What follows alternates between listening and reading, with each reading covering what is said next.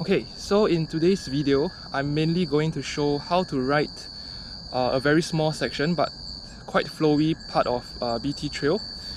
In the subsequent videos, I will perhaps give some advice and tips on how to ride them. Alright, so let's see how we are going to ride it. And for today's condition, the trail is actually quite wet. There are puddles of water at quite a few places. So in terms of speed and control, it may be quite affected, but let's see how it goes. Okay, so we are going for a ride on Paku Waku.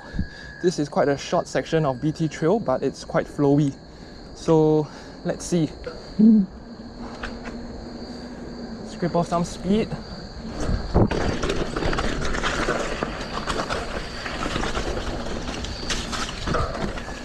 There was a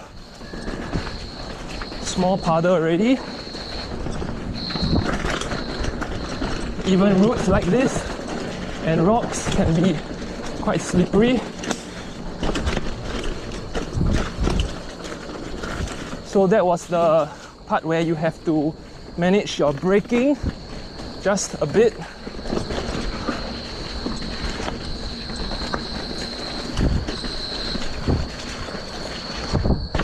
And that was the part that I like to jump.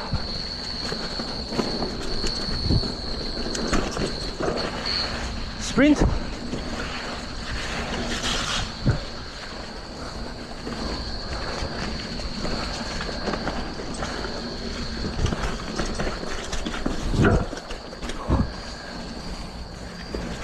Okay.